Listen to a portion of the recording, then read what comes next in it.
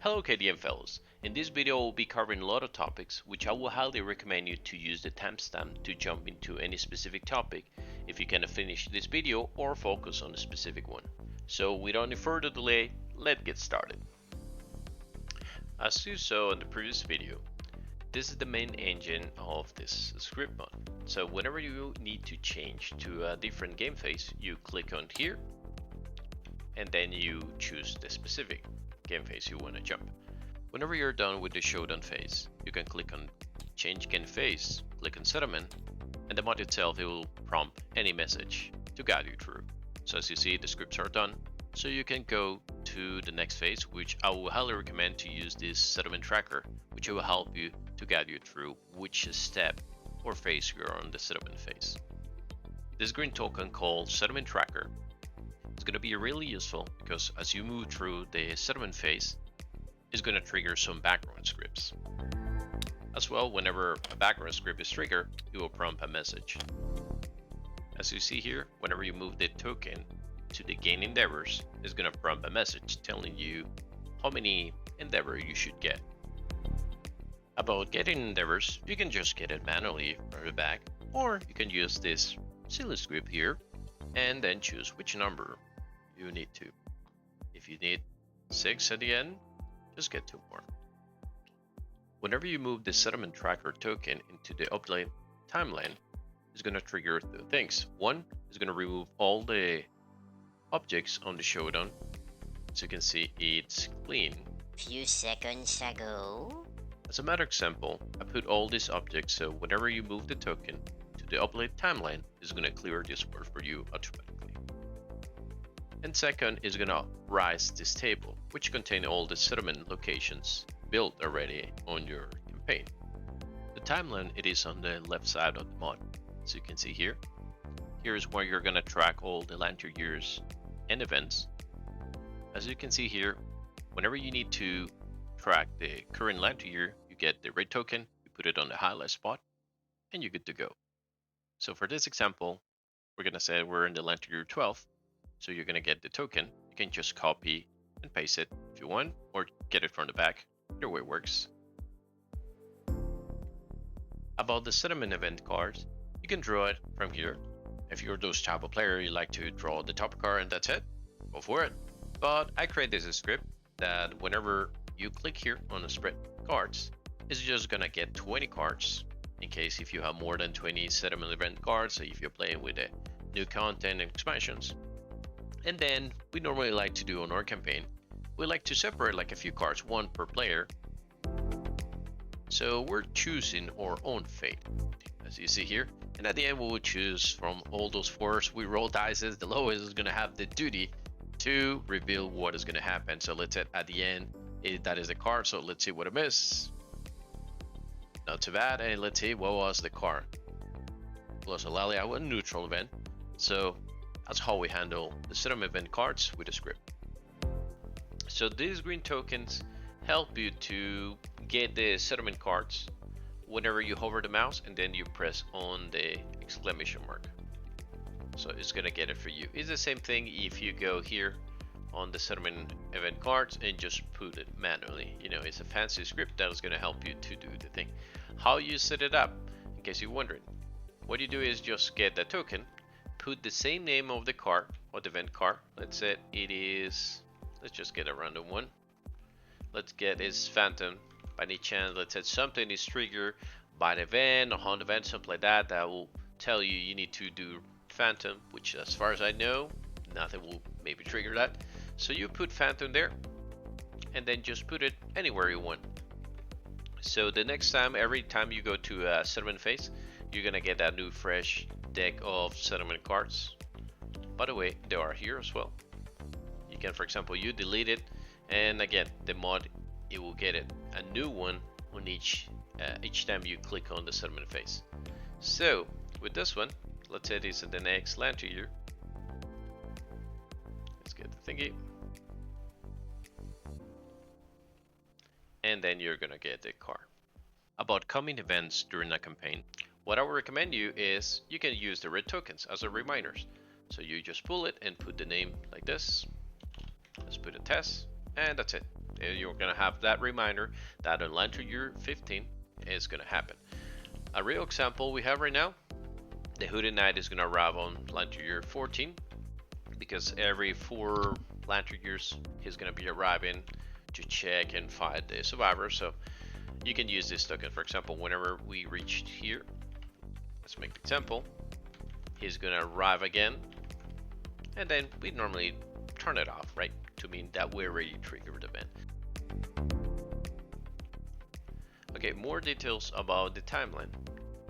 The milestone stories, check them, use the red token to have it visually know that you already triggered the story, right? That you already done the principal life.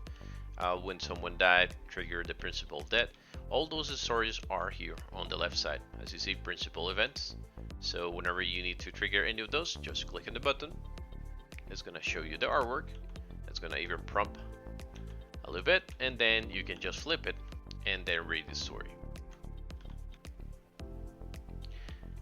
About the story events, the other ones is the same way.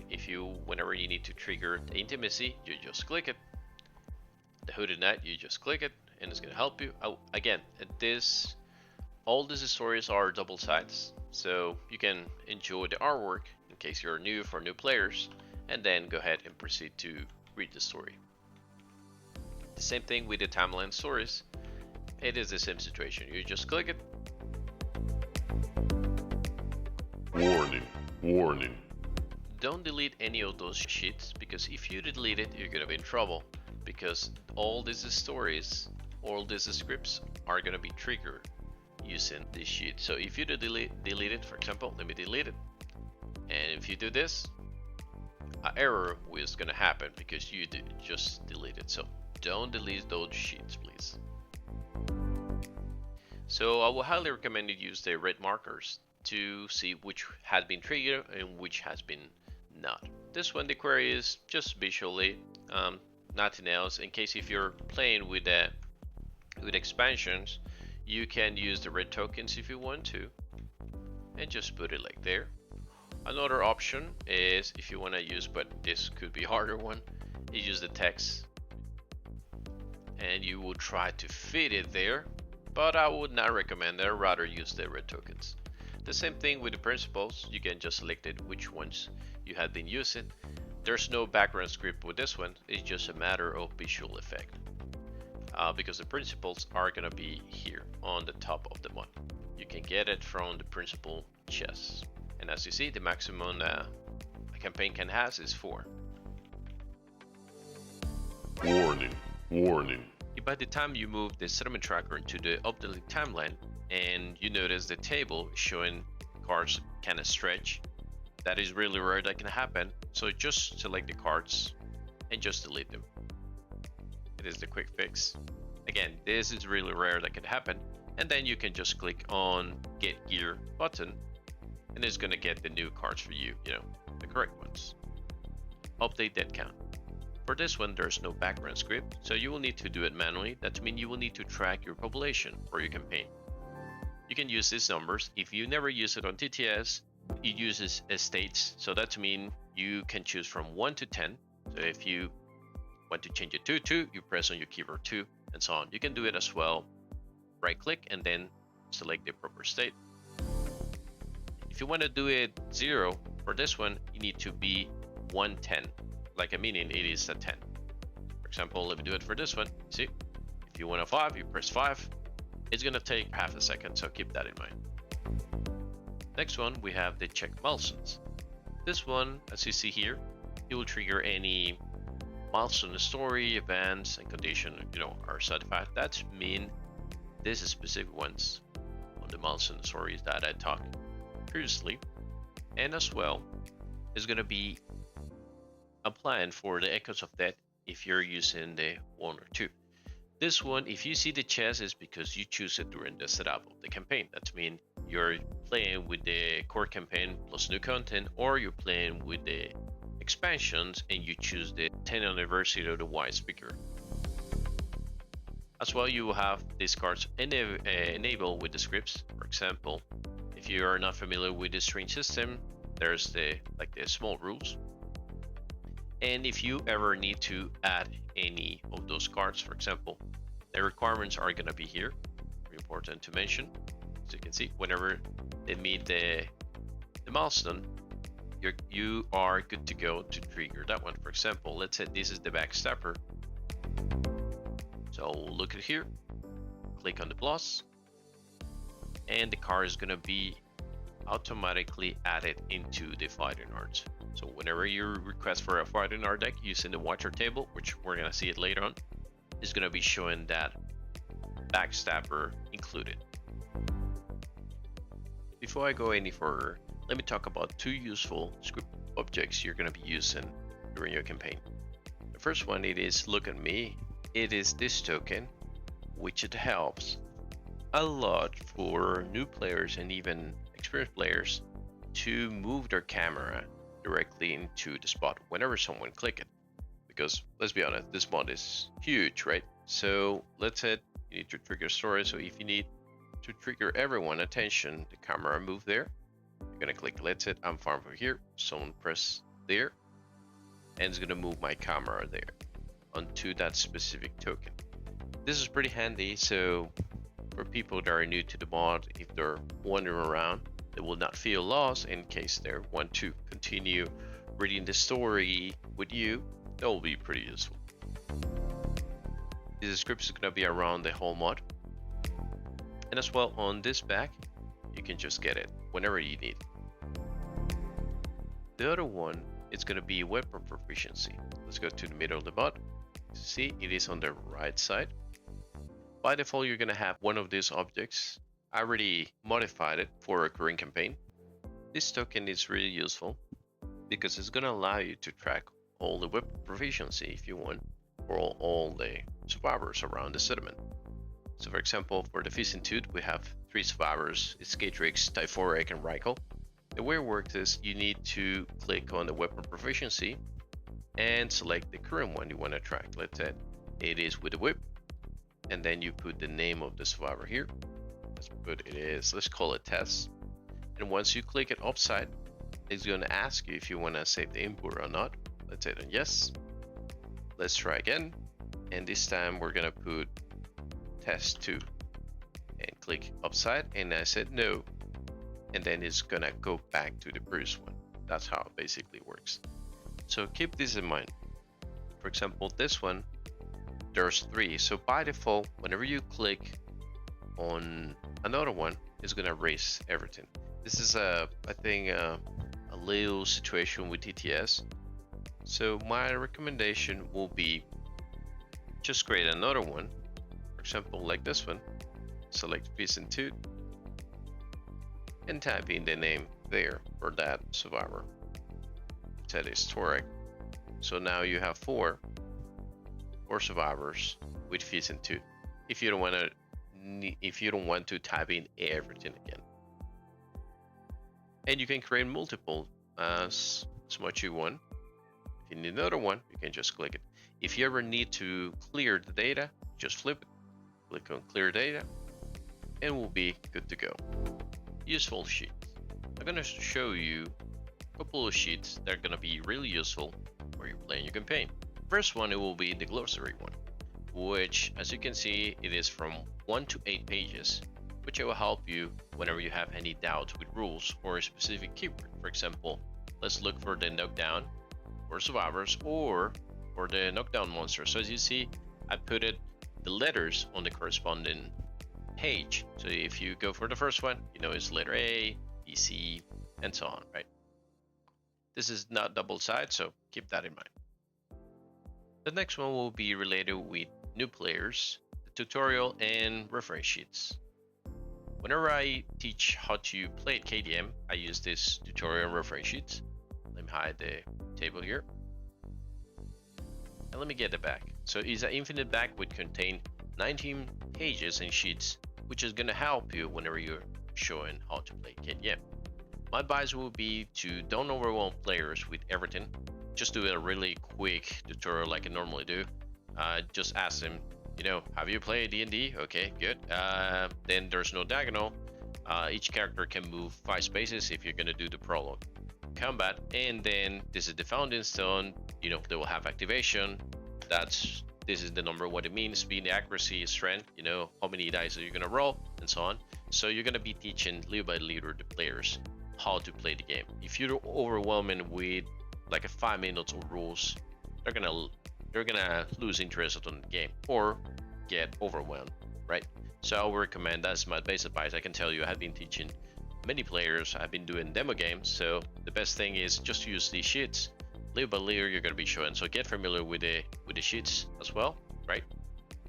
Like you tell them the field of view, what is exactly the facing, the famous thing like with D&D, the one is always a critical miss, and a lantern is gonna be always a hit or critical, and so on.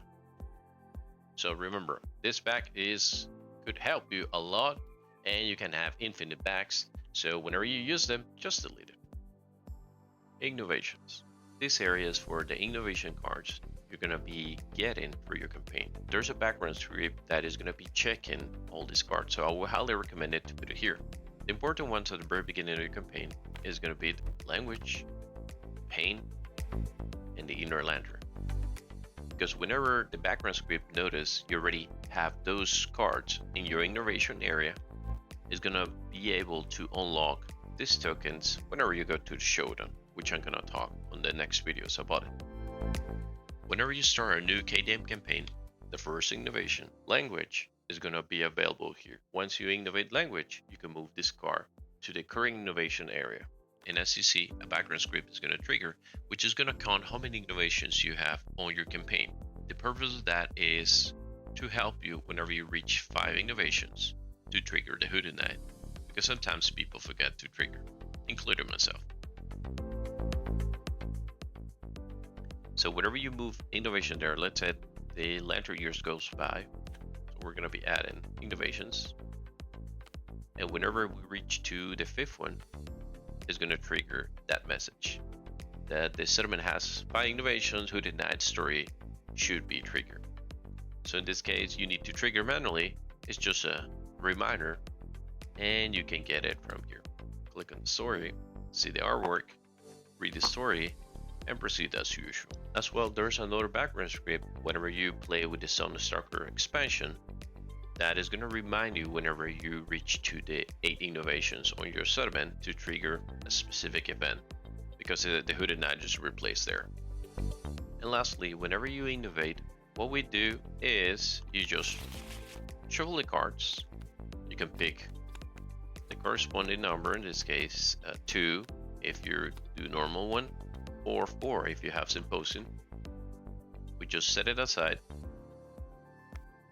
Let's say it is 4. And then we choose which one we want to innovate from those 4. And here is where you can use this script I'm gonna be covering in the next section, which allow you to check coming innovation from that card. It's Memento Mori. You don't want to innovate it at that time, you only want to pick it. And once you select the innovation, it's going to belong to the settlement. Just move it to the left and then put the remaining cards back there. Next innovation. There's a background script which is going to be triggered whenever you move an innovation card into this area.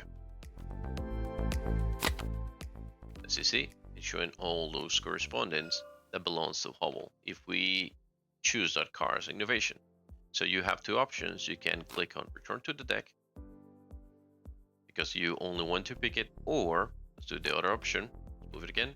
If you click on add consequences, it's going to add it to your current innovation deck. So then now you can move this card to the current innovation area. If you move any other card that doesn't has any consequences, then that will happen, as you see. So remember, it's those that has that little line on the bottom. So let's move Shrine, and it only has 1 card. One recommendation I will tell you while you're playing your campaign is use this endeavor activities. There's no background script about it, it's just a manual track. So whenever you put a token to innovation, that means that innovation you can spend endeavors on it. So it's a visual reminder which innovations you can spend in endeavors. As you see, we have this one, cooking, we have storytelling, and so on. As well, whenever you use endeavors into innovation, you can just flip it and put it there. Later on in this video, you're gonna see there's a script that is gonna delete all those tokens that had been flipped or you put it there. So what we do is, once we decide we want to use those tokens, we just flip it. That means the activity has been already done and we already triggered the effect. And we know that that endeavor is no longer available. And whenever it's up there, we're still thinking if we're gonna do it on that innovation or not. So you can spend it on something else. The same thing will goes for the building locations. Sometimes you can build stuff, as you see, where you build this one, where we build the letter worker. So that means we just flip it. We rename the token instead showing endeavor activities.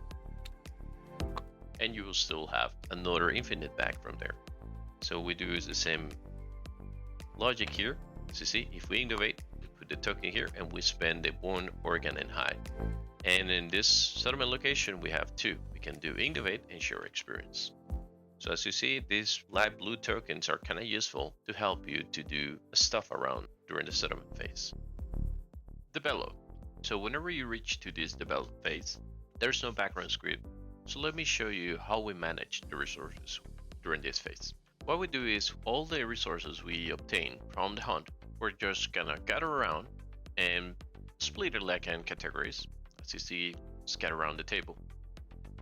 And then the things we want to craft based on what we're looking on the building locations and available stuff to craft, of course.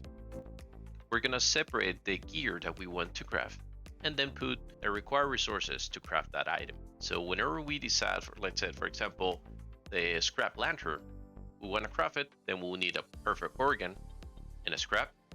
We just flip it and then we just move it here. This yellow marker is used to put all the stuff you craft and then you move it to the bottom of the mod. So let's say the group is still crafting stuff, so they craft this one. Then they want to craft the blood paint, they want to craft the bone dagger. So as you see, any resource that is flipped, that means has been used. And once you're done, you just move everything to the bottom.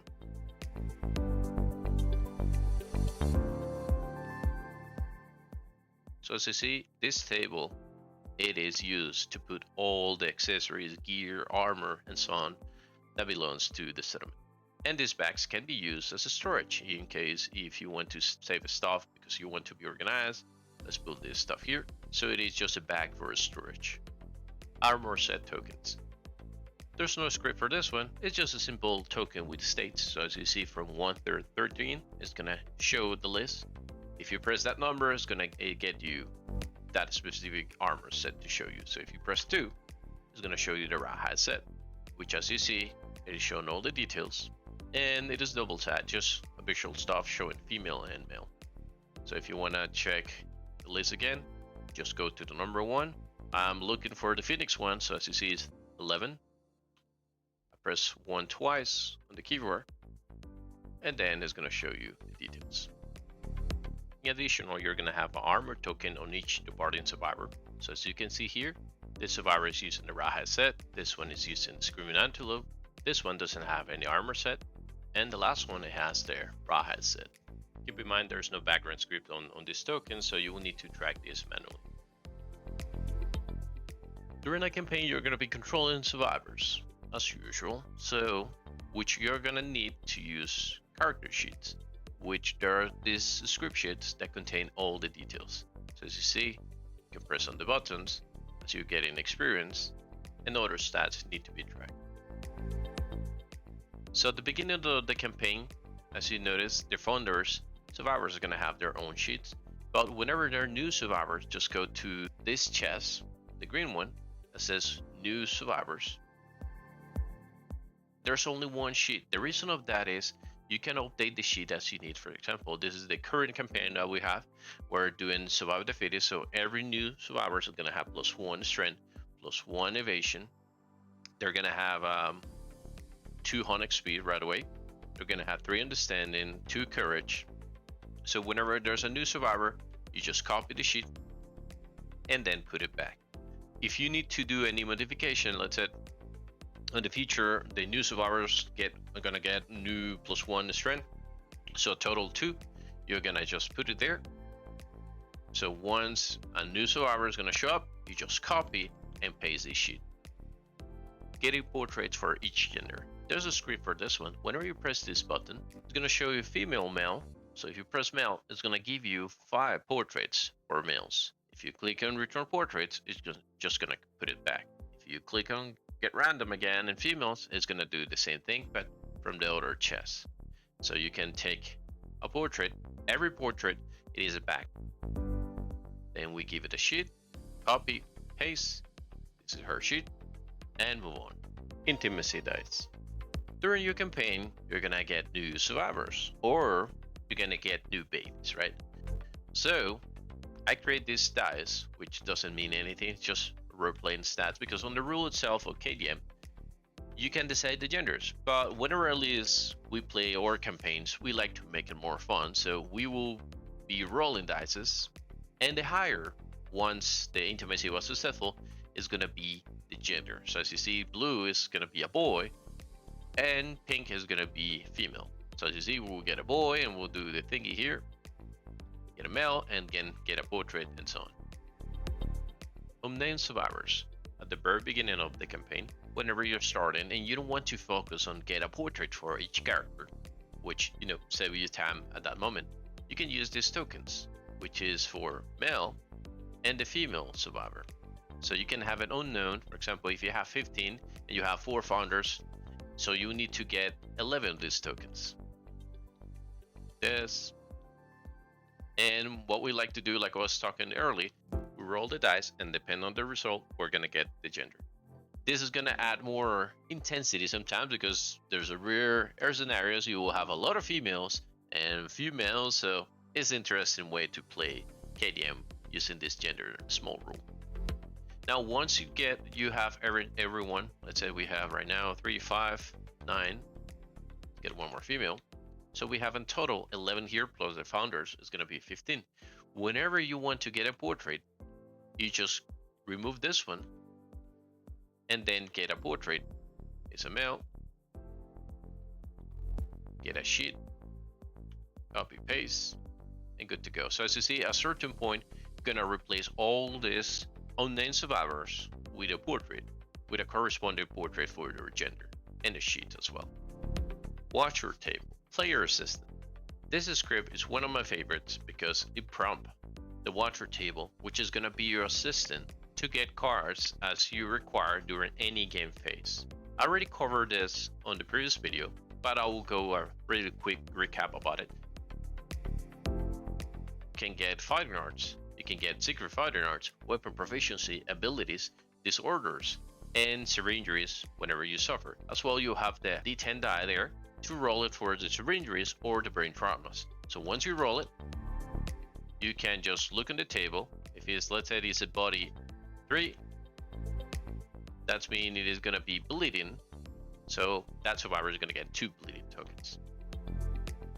The same with the brain trauma. Once you click it, it's going to prompt that sheet there. As well, you can clear the board anytime you need. Let's get, I need a new deck for fighting arts. You click on the spread cards, and it's gonna spread all the cards. And whenever you don't need the watcher table, you can hide it and call it any further use if you need to. Backup chests. On the left side of the mod, you're gonna see a couple of chests: the monster's backup and the gear backup. So you can use any of those chests in case if you need to check for any gear part or check for any specific reason. You can do as well search by settlement location. So if you look in to see what can be crafted on the bonesmith, you can type it in here. It's going to narrow the search. Monster backup is the same way. If you need to check for any traits, special or hit location, anything for a monster, even get resources for another monster, you can just get it from here. Lost during last hunt or showdown. There's no background script for this chest. It's just optional in case you want to store it anything you have been losing during the hunt or the showdown. So during the settlement phase, you can decide if you want to craft the new ones or those old ones you lost. The wishlist. This chest is next to the gear chest, close to the settlement locations. So there's no background script about it.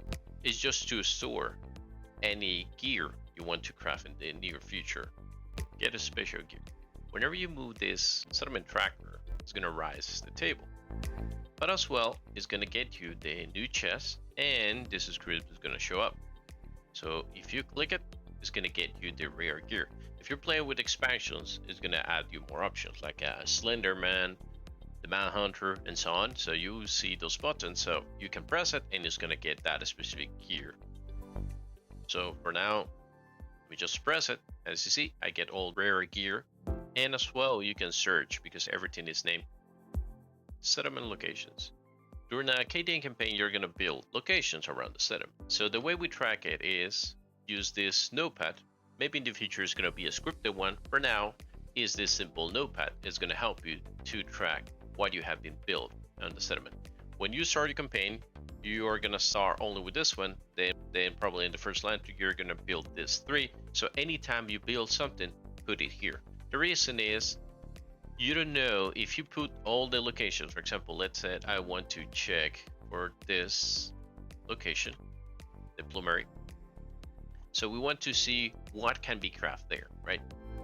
So we want to see if the Sonic Tomahawk can be done, what it requires, and so on. So if you leave it there, you don't know if it's already been built or not. So that's why this one is really important, so you can craft stuff or not, right? In other words, that notepad is going to help you to avoid cheating unconsciously. Dead survivors. During a campaign, survivors are going to die. By the way, there's no background script. Just put the portraits, or we normally what we do is we put their real portraits there, and then we create like a copy of this ones, and we change it to a chip, and then we shrink it. So we just put it there. So we like to have the portraits with everything they were carrying, you know, the sheet, the fighting arms, and so on, for any in case we ever want to check it out or so. Departing survivors. This phase is almost the last one during the settlement, so you're gonna be preparing your survivors, which that's why I create this script token, which is gonna help you to track how many survivor you're gonna get while they are departing. So right now for our current campaign it is 2. We have 0 on principals. Others is any event, settlement event, you know, give you for this time, so you can track there. What I would recommend is create a name and put the current land to year and any like a special effect. For example, we have a storytelling, so that means it's gonna give +3 to each survivor. And we put the land to year always, so we know it is the latest one. So for example, if we're land to year 12, and let's say we get from the principal we got a new innovation that it gives us a total of 4. It is land to year 12, so that means it's good to go. So you hover the mouse, and as you see, it is the latest land to year, so that means this is the current bonus you should get. In addition, I create this script sheet, which is going to help you to track what you need to do while you're departing. So let's move this token here.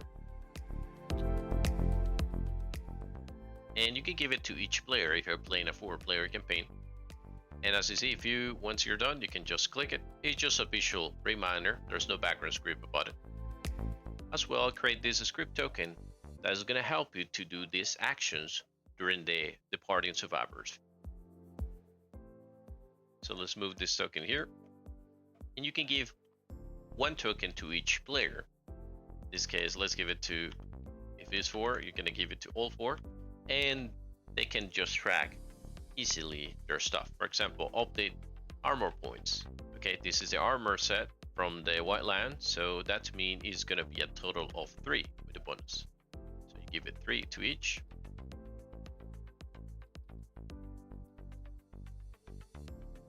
Done. Then the update the strength tracker, which that means you're gonna just do simple math there. 4 plus the weapon, in this case is a 1, so it's gonna be a total of 5. The fist and tooth is gonna be 4 So let's just put it there. As you can see, you can type it in. It's gonna be 4. If you have any gear that give you bonus, in this case, this one give you +2 because the survivor already has 2 affinity on it.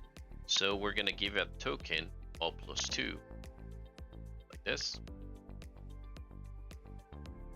And we do the math there. So it's gonna be 6 in total, 7 with the whip because it's 6 plus 1.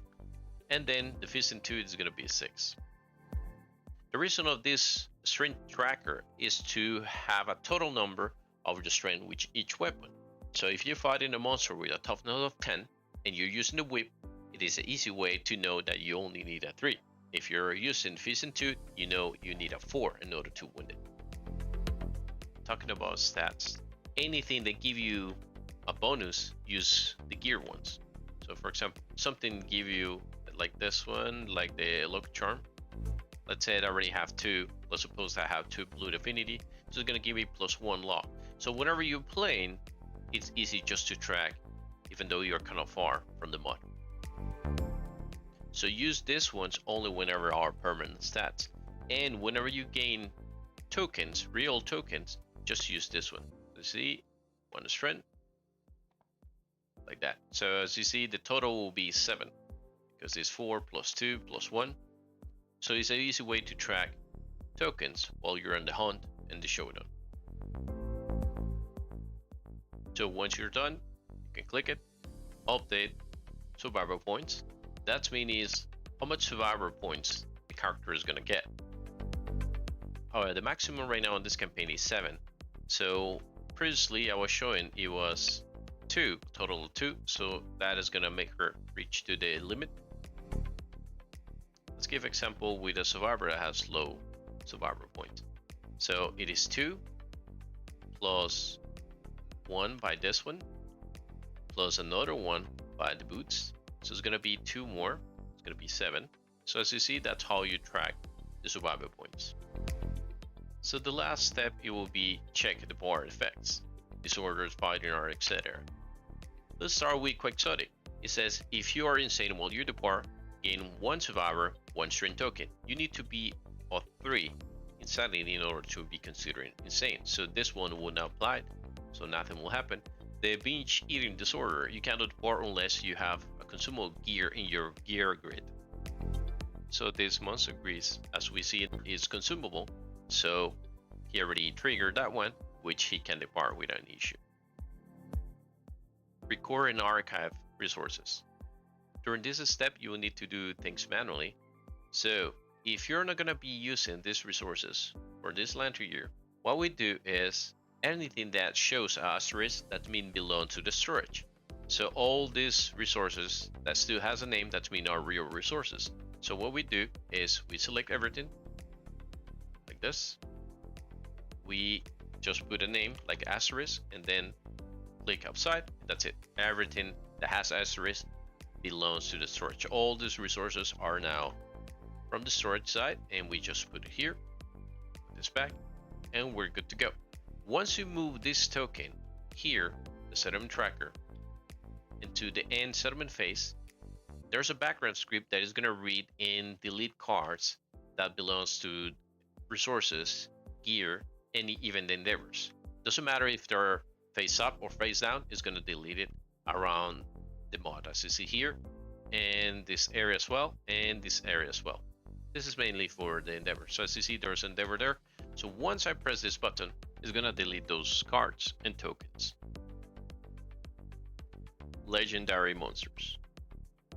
As you may know, KDM has special monsters available in the campaign, which the sheet is gonna be available here on the right side of the mod. Keep in mind, these monsters are limited. As you see here, each legendary monster might be defeated once per campaign. There are singular special monsters. If you want to see the stats and more details, you can just flip the sheet. Now let's go to the important part. How to unlock these monsters on this mod. There's 2 ways. One, on the mask maker settlement location. You need to get it. I already have it handy here for this video. And let's put it anywhere we want. Okay, once you build the mask maker, you can just click on any of those buttons. For example, if I click on the white lion or the antelope mask, keep in mind you need to track by yourself, the requirements. So in this case, you will need to spend endeavor. It has the corresponding mask to do it. And once you click it, the background script is going to unlock that monster. So whenever you go to the hunt phase, which we're going to be covering as well on that video, how to do that phase, don't worry about it. Now for the Beast of Zero, in order to unlock it, you need to go to the Elder Console whenever you get that event. And if you apply it here on this result, as you see, there's a button. So once you press it, again, it's going to unlock it, and the script is going to tell you a message about it. Once you go to the hunt and the monster has been unlocked, as you see here, I unlocked 3 monsters, these 2 from the mask maker and this one from the settlement event. Now you will be able to hunt it. So let's click on the Beast of Sorrow. As you see, I even set the monster to be in a different color. And the important part is whenever you go to the Showdown, the script is gonna get you that monster with those specific traits. As you see, it has cunning, trample, weak spot, because they're a special monster that has some like trait from few monsters around the KDM campaign. Tracking defeated monsters. On the right side of the mod, as you will see, there's a token, script token, that have this defeated legendary monster options. So once you defeat the monster, you can just click it, and the game itself is gonna disable the button you saw previously on the hunt, so that way you don't cheat consciously, right, by thinking you can still hunt that monster. As well, you can track the defeated monster on the timeline sheet. For example, let's say we already defeat the great golden cat, so we just flip it, and then on the next line to you, we're able to hunt the golden, I think if golden eye king. So as you see, you can just create it and have it available there. But the important one, it is this one. Let's say we just defeat the golden eye king and we just track it, so the script is gonna disable the monster, so you cannot hunt it anymore. And that will be it with this video. I hope you find something useful, learn something new. Feel free to share with others. Thank you for watching, and see you in the next video.